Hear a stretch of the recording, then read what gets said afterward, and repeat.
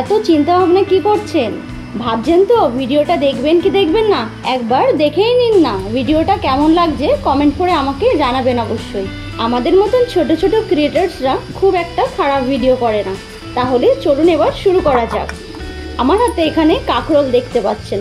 হ্যাঁ, অনেকে এটাকে আঁকড়ি বলে, কেউ ঘি করলা বলে, কেউ আবার কাঁকরোল বলে।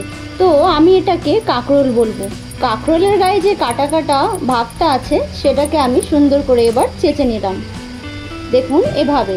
তারপরে এই কাঁকরোলটা কিন্তু বেশি পাতলা পাতলা করা যাবে না, কেন আজকে যে রেসিপিটা আমরা বানাতে চলেছি সেটা হচ্ছে কাঁকরোল ভাপা। আপনারা কি এই রেসিপিটা কখনো বাড়িতে ট্রাই করে দেখেছেন? এটা অনেক পুরনো রেসিপি, আর এই রেসিপিটা আমি শিখেছি আমার মা থেকে। এই কাঁকরোল ভাপাটা আমার মা খুব সুন্দর করে বানায় আর খেতেও দারুণ লাগে। তো আমি এখানে কাঁকরোলগুলো সব গোল গোল করে দেখুন একটু মোটা করে কেটে নিলাম। এই কাঁকরোলগুলো বেশ মোটা মোটা করে গোল গোল করে কেটে নিলাম। এবার ভালো করে ধুয়ে নিলাম এগুলো জলে। ধোয়ার পর একটা প্লেটে আমি এখানে কাঁকরোলগুলো নিয়ে তার উপরে নুন হলুদ পরিমাণ মতন দিয়ে এভাবে এটাকে ভালো করে মাখিয়ে নেব। দেখুন এভাবে কাঁকরোলের গায়ে ভালোভাবে নুন হলুদ মাখানোর পর সাইডে রেখে দিলাম। তারপরে কড়াই বসিয়ে দিলাম। কড়াইটা যে গরম হয়ে গেল তার মধ্যে আমি এবার সাদা তেল দিয়ে দিলাম। এখানে একটু বেশি করেই সাদা তেল দিলাম। এই যে কাঁকরোলগুলো দেখতে পাচ্ছেন এক এক করে আমি এবার তেলে ছেড়ে দেব। তারপরে এবার আপনাদের একটা কথা বলি, এই কাঁকরোলগুলো কিন্তু বেশি ডিপ ফ্রাই করবে না, এগুলো হালকা ফ্রাই হবে।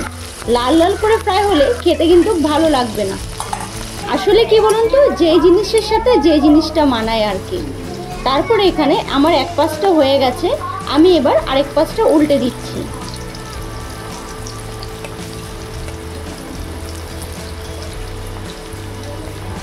এভাবে সবগুলো আমি হালকা হালকা করে ভেজে নেব।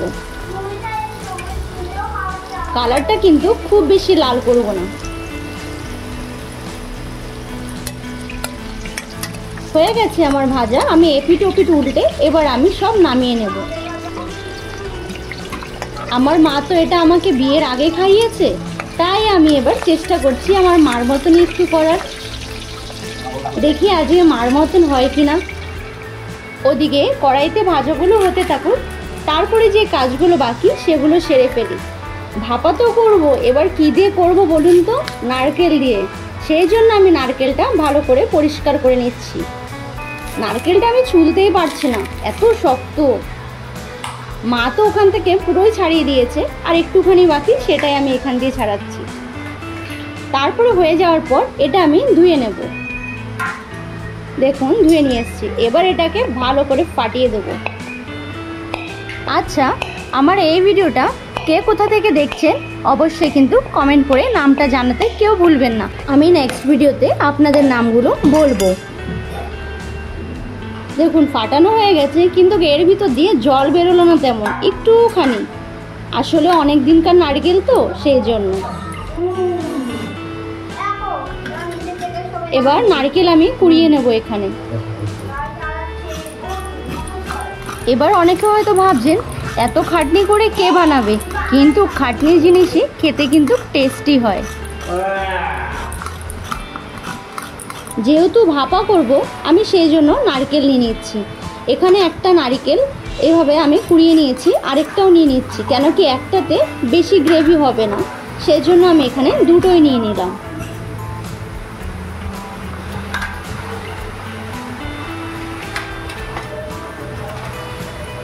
দুটো নারকেল কুড়িয়ে আমার এতটুকু হলো দেখুন। এবার আমি এই নারকেলগুলো সব মিক্সার জারের মধ্যে দিয়ে দেব।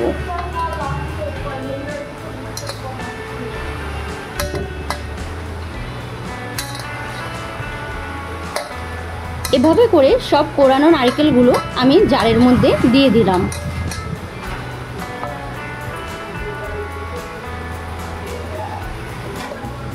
এবার এটা ভালো করে পেস্ট করে নিয়ে আসবো। হয়ে গেছে আমার এখানে পেস্ট।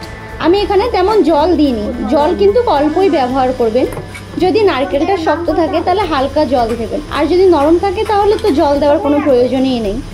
তারপরে একটা ছাঁকনি বা যদি সুতির কোনো কাপড় থাকে সেটা দিয়ে করলে খুবই ভালো হয়। আমি এখানে ছাঁকনি দিয়ে করছি। ছাঁকনি দিয়ে করতে একটু কষ্টই হয়, কিন্তু সব থেকে বেস্ট যদি আপনারা সুতির কাপড় দিয়ে করেন না, খুব তাড়াতাড়ি হয়ে যাবে। দেখুন এভাবে আমি ভালো করে চিপে রসটা বের করে নিচ্ছি, যে নারকেলের দুধ হয় সেগুলো বের করে নিচ্ছি।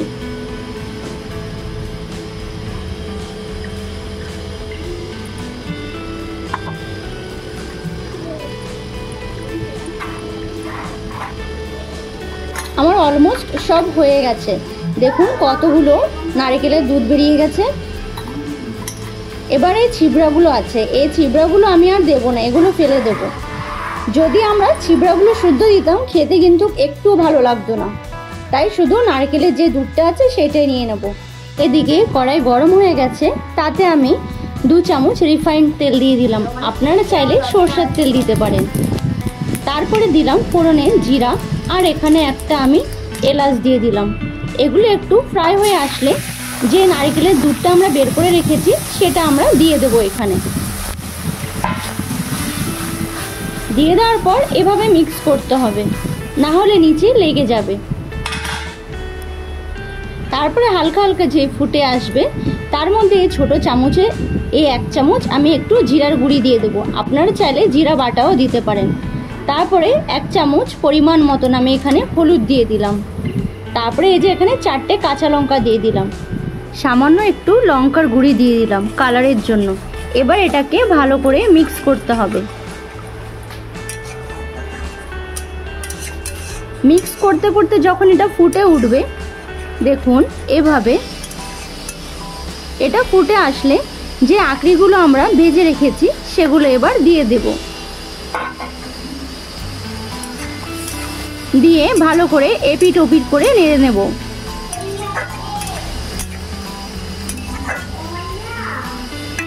তারপরে এর মধ্যে এবার পরিমাণ মতন লবণ দিয়ে দেব, সামান্য একটু চিনি দিয়ে দেব।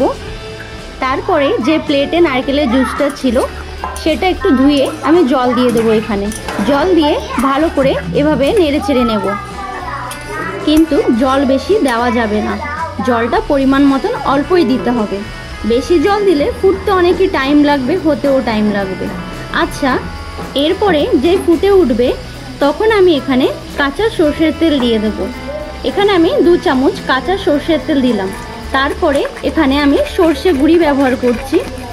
ছোট চামচের 1 চামচ বা 2 চামচ সর্ষে গুঁড়ি দেওয়া যায়। আপনারা চাইলে এখানে সর্ষে বাটাও দিতে পারেন। আমার কাছে সর্ষে গুঁড়ি ছিল, সেই জন্য আমি এখানে সর্ষে গুঁড়িটা ব্যবহার করছি। এভাবে ভালো করে মিক্স করে দিতে হবে, না হলে দলা পাকিয়ে যাবে যে সর্ষে গুঁড়িটা দিয়েছি সেটার। তারপর এখানে 10 মিনিটের জন্য আমি ঢেকে দেব। চলে আসলাম 10 মিনিট পরে। দেখুন কত সুন্দর হয়ে গেছে। যদি কেউ এটা প্রথমবার ট্রাই করেন তাহলে তাদের জন্য বলে দিই, যখন ঢাকনাটা দেবেন তো 5 মিনিট পরে আপনারা একটু খুলে ভালো করে একটু নেড়ে দেবেন, না হলে কড়াইতে লেগে যাবে। তারপরে হয়ে গেল। এবার আমি নামিয়ে নিচ্ছি একটা প্লেটে। দেখুন আমি তেল কিন্তু বেশি ব্যবহার করিনি, তবুও কত তেল বেরিয়ে গেল। এগুলো হচ্ছে সব নারকেলের কামাল। দেখতে তো খুবই সুন্দর লাগছে, কিন্তু জানেন তো এটা খেতেও সুস্বাদু হয়। আপনারা যদি এটা না খেয়ে থাকেন আর না বানিয়ে থাকেন তাহলে অবশ্যই আজকে বানাবেন, খেতে কিন্তু দারুণ লাগে। গরম গরম ভাতের সাথে এটা দিলে তো 1 থালা ভাত অবশ্যই খাওয়া যাবে। তাহলে আর দেরি কিসের, বাড়িতে গিয়ে ঝটফট বানিয়ে ফেলুন। ভিডিওটি ভালো লাগলে লাইক, শেয়ার, সাবস্ক্রাইব করবেন।